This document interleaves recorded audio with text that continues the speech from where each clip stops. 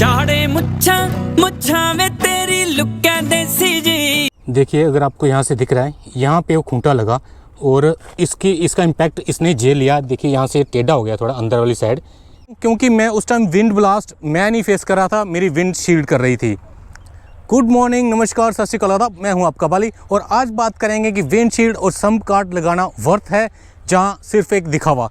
मैं अपना एक्सपीरियंस आपके साथ शेयर करूंगा और शेयर करने से पहले मैं आपसे एक चीज़ बताना चाहूँगा कि अगर आप मेरे इस चैनल पर नए हैं तो प्लीज़ सब्सक्राइब माई चैनल, क्योंकि मेरा चैनल नया है और सब्सक्राइबर्स की बहुत ही कमी है और जो पहले सब्सक्राइबर्स होते हैं ना वो बहुत ही ख़ास होते हैं। तो आपका बहुत ही वेलकम है मेरी छोटी सी यूट्यूब फैमिली में। तो चलिए वीडियो शुरू करते हैं। तो सबसे पहले शुरुआत करता हूँ विंड शील्ड से। तो विंड शील्ड का मैं अपना एक्सपीरियंस आपके साथ शेयर कर रहा हूँ कि मैंने जब ये बाइक लिया था तो शुरुआत में 1 महीने तक मैंने विंड शील्ड नहीं लगाया था और इसी दौरान एक हमने राइड किया था गंगानगर टू जम्मू। 500 किलोमीटर का ये राइड था और कम से कम इसको 8 से 9 घंटे में हमने इसको पूरा किया था, इस राइड को 500 किलोमीटर को।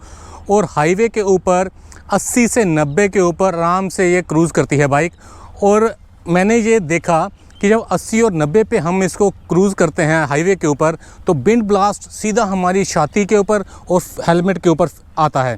और आप इमेजिन करें 8 से 9 घंटे जब आप लगातार हवा से लड़ते रहेंगे और जब आप डेस्टिनेशन पे अपने पहुंचेंगे तो आप वहां जाके सिर्फ चारपाई ही देखेंगे, क्योंकि आप इतना फटीग हो जाएंगे, इतना थक जाएंगे। क्योंकि ये मैंने एक्सपीरियंस किया जब मैं गया था गंगानगर टू अपना बठिंडा।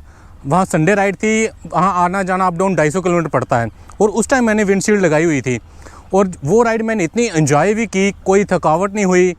और इसकी वजह से क्योंकि मैं उस टाइम विंड ब्लास्ट मैं नहीं फेस कर रहा था, मेरी विंड शील्ड कर रही थी। ठीक है, मैं आपको बताता हूँ। जैसे हम सिटिंग पोस्चर हमारा जैसे ये रहता है, अगर विंड शील्ड ना हो तो सीधा विंड ब्लास्ट हमारी चेस्ट और हेलमेट के ऊपर आएगा। अगर आप ध्यान से देखें तो यहाँ जो किनारा है ना, विंडशील्ड का जो किनारा है, इसको थोड़ा सा लास्ट में ऐसे कर्व दिया गया है। उससे क्या होता है कि वो हवा कट के हेलमेट के ऊपर से जाती है ऐसे।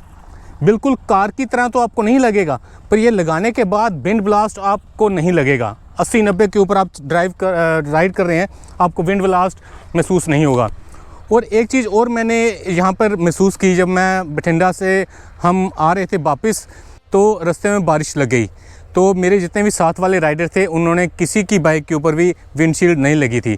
तो मैंने ये ऑब्ज़र्व किया कि मैं उनसे लगभग 50% ज़्यादा सूखा हुआ था। आगे वाला पोर्शन मेरा बिल्कुल सूखा था, पीछे थोड़ा सा गीला हो रखा था। हाँ, एक चीज़ है कि अगर आप कहीं रेड लाइट के ऊपर खड़े हो गए हैं तो आप भीगेंगे, सीधी बारिश आपके ऊपर गिरेगी तो आप भीगेंगे। पर ये आपने विंडशील्ड लगाई होगी तो आप बारिश में भी ये आपको सूखा रखने में थोड़ी मदद करेगी। और तीसरा पॉइंट इसका जो फ़ायदा है वो है, जैसे अगर आप जैसलमेर जैसी जगह में जाते हैं तो अब गर्म हवा चल रही है, तो गर्म हवा अगर विंडशील्ड नहीं लगी है तो सीधी आपकी जैकेट के ऊपर, राइडिंग जैकेट के ऊपर लगेगी। जब लगातार लगती रहेगी तो आप गर्म होंगे।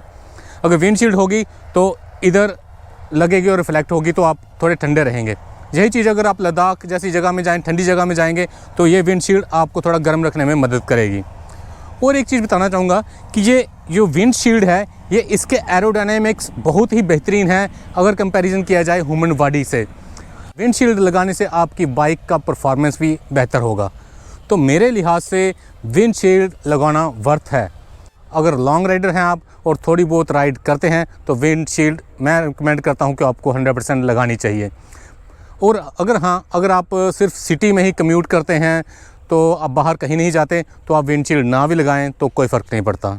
ठीक है, तो अभी बात करते हैं सम्प गार्ड की।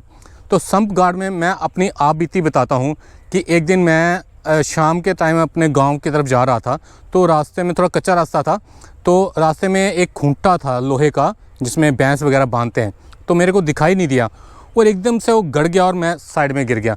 तो क्योंकि रास्ता वो कच्चा था तो बाइक को बाकी इतना नुकसान नहीं हुआ।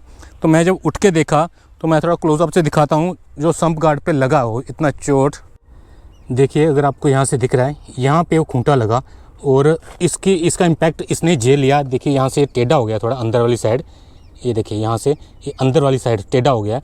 अगर ये ना होता तो ये सीधा जो चैसी क्रैडल फ्रेम है इसका, इसके ऊपर जाके लगता और इसको वेंट कर देते हैं या क्या हालत करता है इसकी, क्योंकि ये ज़्यादा मजबूत है, ये उतना मजबूत नहीं रहता। और इसको चेंज करवाना, चैसी क्रैडल फ्रेम को चेंज कराना कितनी महाभारत है आप समझ सकते हैं। और ये सारा इम्पैक्ट इसने सम्प गार्ड ने झेल लिया। तो भाई मेरे को तो पता लग गया कि ये कितना महत्वपूर्ण पार्ट है। इसीलिए जो महंगी बाइक आती हैं BMW की, आपने देखा होगा उनमें सम्प गार्ड लगाया आता है। और ये रॉयल एनफील्ड ने अच्छा एक्सेसरी दिया है, काफ़ी मजबूत है, एलुमिनियम कास्ट एलुमिनियम का है, बहुत ही मजबूत। और ये थोड़ा टेढ़ा हो गया, मैं इसको खुलवा के सीधा करवा लूँगा। देखिए, आप इमेजिन करें कि आप लेह लद्दाख गए हुए हैं और आप वहाँ के रोड से तो वाकिफ़ हैं ही हैं, तो अगर वहाँ पर आपकी बाइक नीचे से कहीं से पत्थर से डैमेज हो जाए तो आप अपनी हालत को इमेजिन कर लें। तो मैं रिकमेंड करूँगा कि ये सम्प गार्ड और विंडशील्ड वर्थ है, हर राइडर को लगाने चाहिए। स्टाइलर और फायरवॉल में विंडशील्ड नहीं आता है, सुपर नोवा में लगाया आता है। तो मैं उन भाइयों को जो स्टाइलर और जिनका फायरवॉल है, मैं रिकमेंड करूँगा कि विंडशील्ड और सम्प गार्ड ज़रूर लगवाएं। इस पे पैसा खर्चा हुआ, वर्थ है, कोई वेस्ट नहीं जाएगा, एक काम आएगा आपके। तो भाई ये वीडियो कैसी लगी आपको? अगर अच्छी लगी तो लाइक करिए, अगर नहीं अच्छी लगी तो डिसलाइक करिए, कोई फ़र्क नहीं पड़ता, पर अपना रिस्पांस दिखाइएगा ज़रूर। और सब्सक्राइब करिए मेरा चैनल, छोटी फैमिली मेरी ज्वाइन करिए। तो मिलते हैं अपनी अगली नई वीडियो में। Till then take care, bye bye, जय हिंद, जय भारत।